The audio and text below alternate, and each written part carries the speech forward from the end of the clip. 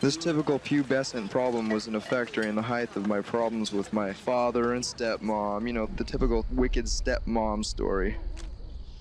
And so, I moved to both grandparents, the fourth sets of aunts and uncles, and so forth and so on within the year. And in 8th grade, my mom had no choice to take me in because my dad packed my stuff and drove me to her house in the morning and left me there. She was pissed. I accumulated quite a healthy complex, not to mention a complexion. Then one day I discovered the most ultimate form of expression ever, marijuana. Oh boy, pot. I could escape all day long and not have routine nervous breakdowns.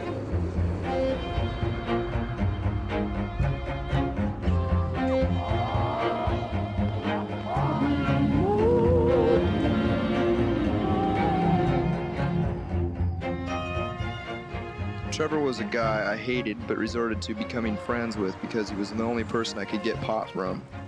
He was the kingpin. Trevor, Ace, John, and Darren, all white trash, low-life scum of the earth according to the jocks, had been going to this girl's house after school and they invited me. We got to the door and a very fat girl let us in.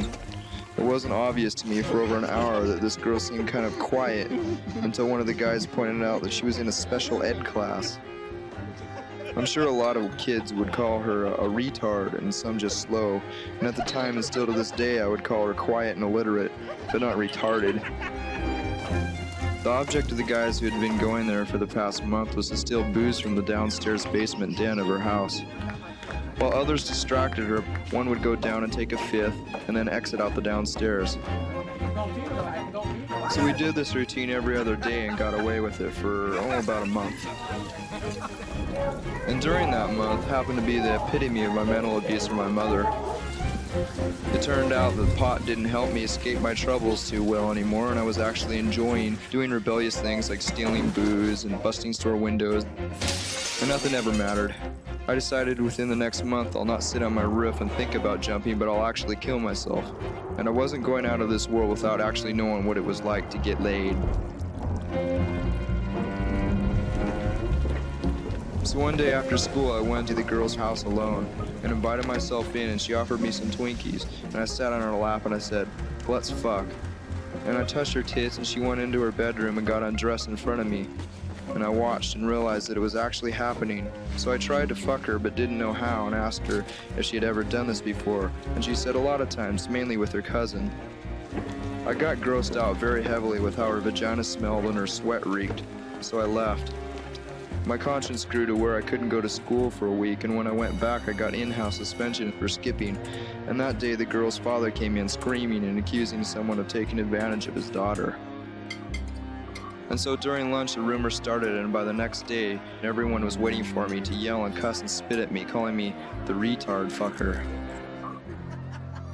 I couldn't handle the ridicule, so I got high and drunk and walked down to the train tracks and laid down and put 2 big pieces of cement on my chest and legs, and I waited for the 11 o'clock train.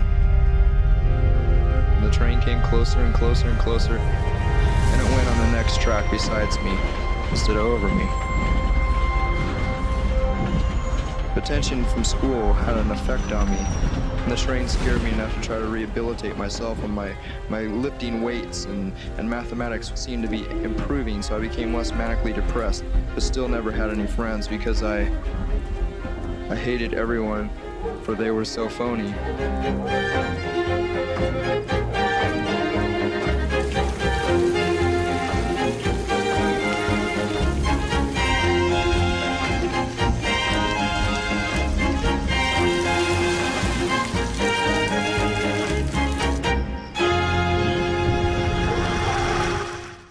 Cool.